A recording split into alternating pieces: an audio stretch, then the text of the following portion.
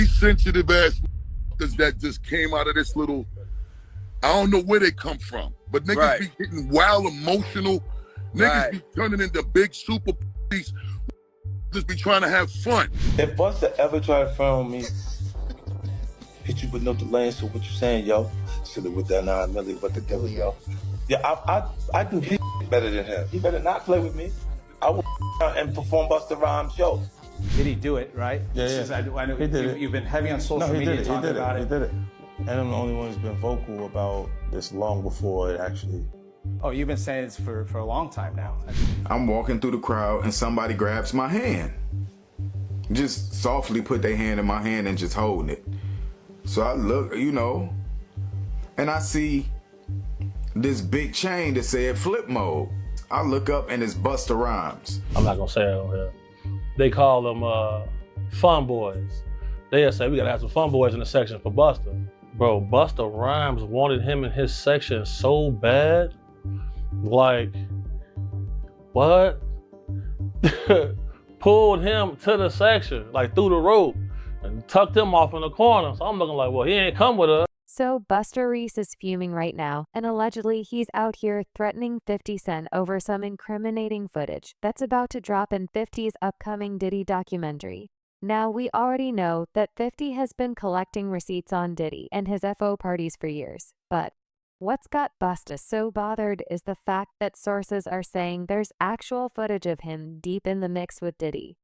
But that's just the tip of the iceberg. A few months ago, Busta's ex-bodyguard Big Homie Sissy came out claiming that Busta had a taste for fun boys for years, and apparently the club scene always knew what was up. According to Big Homie, club promoters would line up young men specifically to keep Busta entertained in VIP whenever he came through. And now it's looking like 50 Cent might have the receipts too.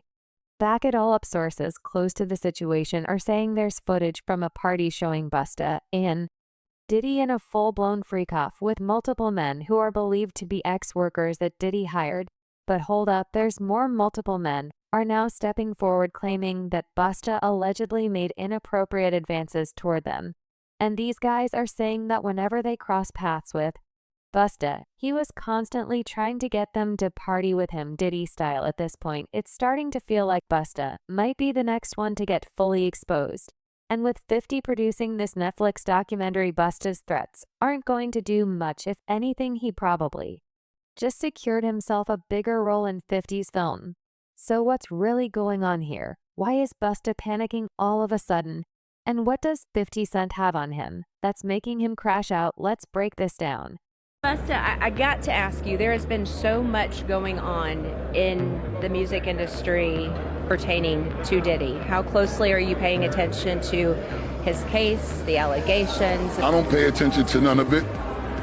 I just kind of like to pay attention to the truth. With all the drama and accusations flying around Busta Rhymes, you already know 50 Cent wasn't going to stay quiet. Before he hit the stage with Busta at the Humor and Harmony Comedy Fest, 50 was worried Busta might pop out in something like that infamous yellow outfit from the 1999 MTV VM, as he even posted a photo of Busta in that wild yellow getup and said, "Busta cannot wear this to Humor Harmony. Busta, I don't care who made the outfit, you got to come with some flyish to Shreveport, lol." But then Busta clapped back and shared this AI-generated photo of 50 with the caption, "I keep telling y'all the blessings don't stop, so we ain't never going to stop. I thought it was Father's Day, 50 Cent, and you out here looking like this. Don't let me find out this how you be in the mirror. Preparing your look for Shreveport." Now back then it seemed like 50 and Busta were just trolling each other. But now sources are saying 50 was dead serious, and he might actually have some wild footage of Busta with Diddy. But before we get into that, we got to talk about those allegations about fun boys in Busta's VIP section. If you don't know what I'm talking about, Busta's ex-bodyguard Big Homie Sissy recently sat down with The Art of Dialogue and straight up called Busta a super zest monster, claiming that Busta's been moving real suspect around young men for years. According to Big Homie, this has been one of those industry open secrets, especially among club promoters. And allegedly anytime Busta was booked for a party, promoters already knew the vibes. They had to make sure his VIP was stocked with some entertainment. You talking about Busta Rhymes before Oh yeah. in some of your videos? Oh yeah. Super zest monster. For sure, bro. That's my thing, bro. Like, this been common knowledge though. Like, all my promoter homies would always say, man, you know, we gotta bring some we gotta bring some, what they call them, I'm not gonna say it on here. They call them fun boys. They'll say we gotta have some fun boys in the section for Busta. Cause you know, I bodyguarded for Ghostface before, you feel me? And being around him, you hear things, you feel me? I'm like, damn. And my auntie like the biggest Busta Rhymes fan, you feel me? Like, every cookout she playing it. All his little fast rapping, all of that, him and Craig Mack. Big Homie also spilled on a wild night in the club with actor-model Don Benjamin and one of Doe's friends, a gay man. And according to Big Homie, the second Busta Rhymes locked eyes on this man, it was go time. He said Busta wasted zero time and snatched the dude into his VIP section. And get this, he wouldn't let him leave. Big Homie claimed Busta was all over that man the whole night, making sure he stayed close. And apparently, this wasn't even a one-off. Big Homie said club promoters already knew the drill. Whenever Busta pulled up, they had to round up the finest men for his section, because once he locked in on somebody, it was a wrap, bro. On my soul, I'm out with a group of people. At this time, I was with Don Benjamin. You familiar with him? No, I never heard of him. Model dude, like a model guy. He was doing like some rapping and stuff. His name Don Benjamin. I'm out with Don Benjamin. And the club we ended up going to, Busta Rhymes in there. So it was a little lawyer guy that was with us. And the little lawyer guy we was with, you know, he was a gay dude, super cool, feel me, good guy. Bro, Busta Rhymes wanted him in his section so bad. Like, what? Pulled him to the section, like through the rope, and tucked him off in the corner. So I'm looking like, well, he ain't come with us. Well, I know he was in the little group. So if I go out with somebody, like a group of people, I try to make sure everybody get there together and leave together. So he stayed with them. He stayed in there with them, bro. For sure, bro. You ain't never heard about this before, have you? So this common knowledge, bro. Like, if you in the mix, if you in the mix, like I've been in the mix, you know this, bro. Big Homie also claimed Busta was all over that man, calling him cute all night. And once he had him in VIP, that man wasn't going anywhere. So, I hear somebody say, oh, he's cute, I want him. So when I heard that, I turned around, I'm like, man, did he just say that? Man, you got all this jewelry to attract some men in here? You wild. Shocked me. But sure enough. And that was the guy that Busta Rhymes pulled back? Pulled him into the section. Pulled him into the section, and then they walled him off like this man. I'm like, damn. And that little dude was so happy, he couldn't believe that. He was. Big Homie also claimed Busta was all over that man, calling him cute all night. And once he had him in VIP, that man wasn't going anywhere. How long has it been like this known about Busta Rhymes? Well, I knew about this like in 2012. I knew about this in 2012. How come you think nobody else speaks up on it or says anything? Because, bro, these people admire these people so much. They want to make sure they in the section, they at the club, they at the video shoot, they can get backstage. That matters most to them. That matters so much to people. It's crazy. Like, but if you notice, like, there's countless videos of Busta Rhymes getting mad at females for just being girls. This girl touched him one time, he go crazy, throw a drink on her and everything. See what I'm saying? Like, what? Why you getting mad at females? You go to these guys, they in the club, go to their section. It's all men in the section. That ain't weird to nobody. I'm going to the bar, sorry. Text me if it get dangerous. But there's all this club security in here. Like, nothing's finna happen. Nobody wanna kill you guys, bro. Like, when I get jobs from people who really got a threat on their life, I move way different. But man, you ask, bro, anybody that's in the mix, bro, like, you know, bro, most of these dudes, bro, putting on a major act. They don't want to be themselves. It's crazy. They'll get mad at you for buying bottles of champagne to give the girls. They'll get mad, oh, we don't want these bottle rats in our section. What are we here for? Why are y'all here then? What are y'all here for? Just because y'all got booked to be here, okay, but sometimes they not booked. They just in there. So, and what they looking for, it ain't gonna be what you thinking of, oh God. Now here's where it gets even wilder. According to Big Homie, the industry's been hip to Busta's real preferences for over a decade. And when asked why nobody's ever exposed him, Big Homie said, "It's simple, everybody wants to be in that VIP section with Busta."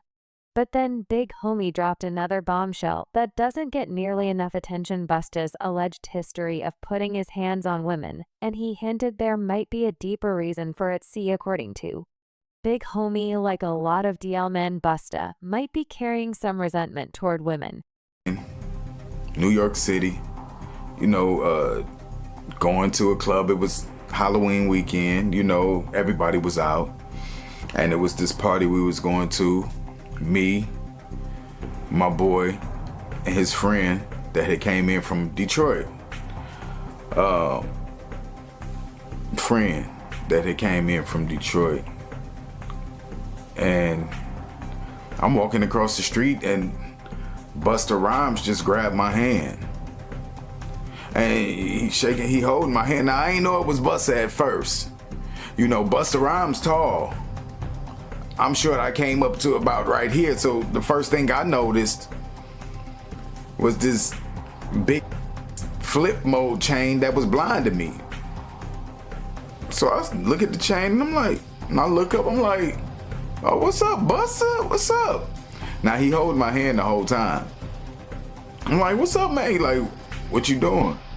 And I was like, oh, me and my people, we about to go to this club around the corner. What's up, man? You know, and then I noticed throughout my peripheral vision, the side eye, this big bodyguard in black.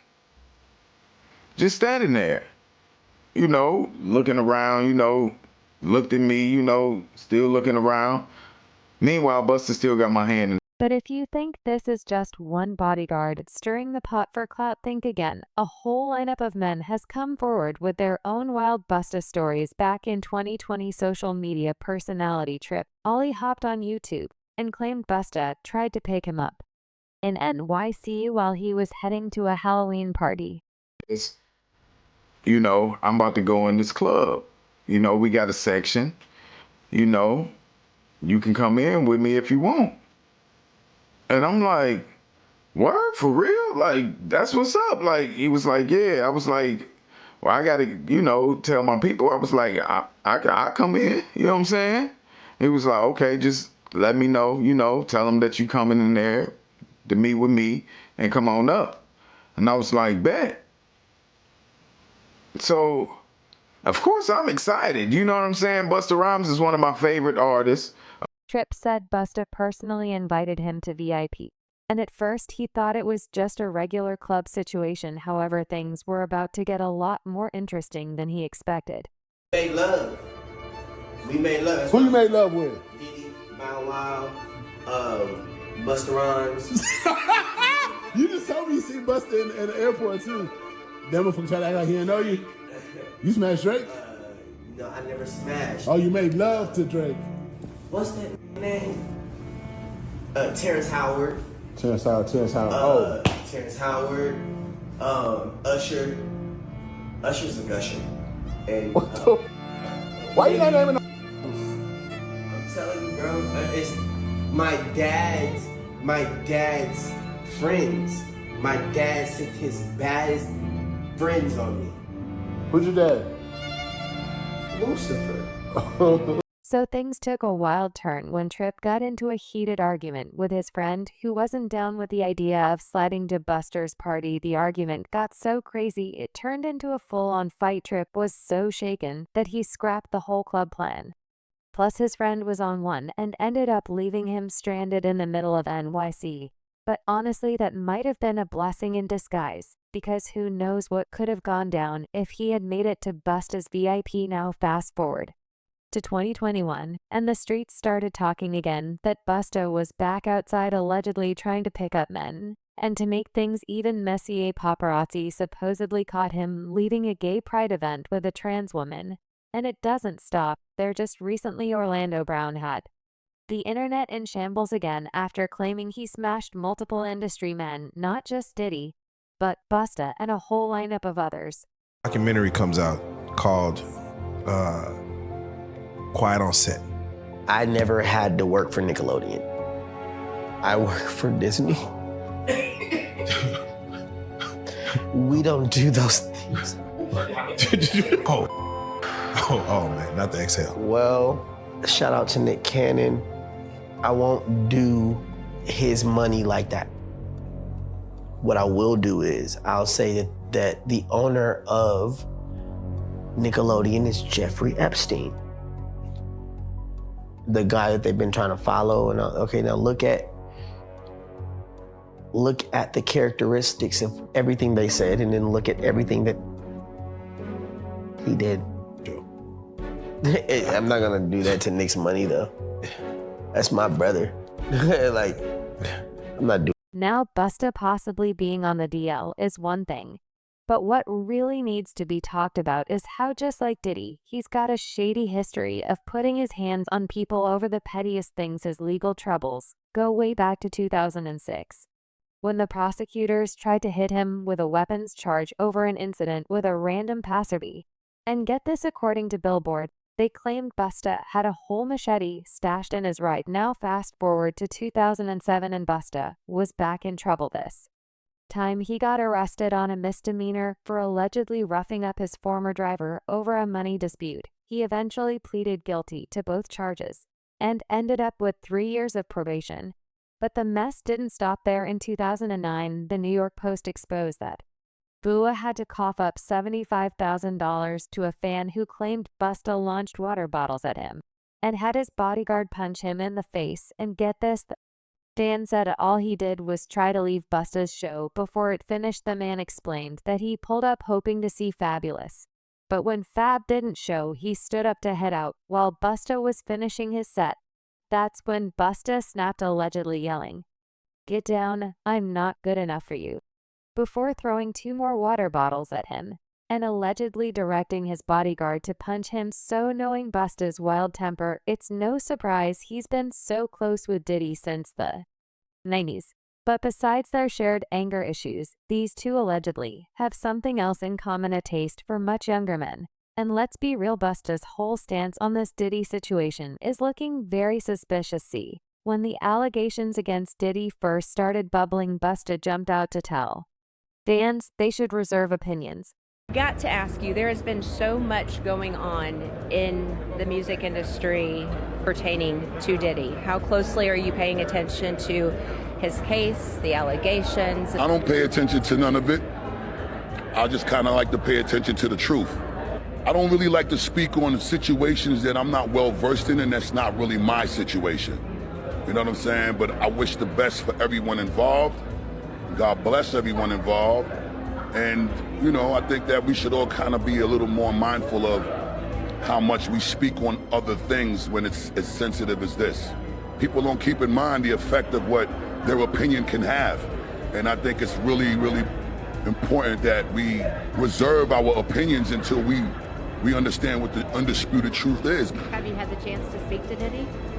I spoke to him a few times before, like, it got a little out of control. A lot of the times when people are going through things, you gotta respect the space and the privacy that they need to process how they're gonna deal with the things that they're going through. I just wanna see the right end result for everyone. Now, why would you even feel the need to say that unless you were low-key defending somebody also when we're talking about DVSA and allegedly multiple victims, including young ones telling people to mind their business, makes you look real suspect, but fast forward to now. That the Diddy scandal has completely exploded with federal raids, multiple lawsuits, and finally an official indictment. And all of a sudden Busta is acting like he never knew Diddy. Now Busta might be dodging questions and acting clueless now. But let's be real, he won't be able to ignore this for much longer because the streets are saying 50 Cent's upcoming Diddy documentary is about to name names including Busta Rhymes. And if there's one thing we know about 50, it's that he never forgets. He's one of the rare rappers who flat out refused to party with Diddy. And he caught on early to the shady business that was happening behind closed doors.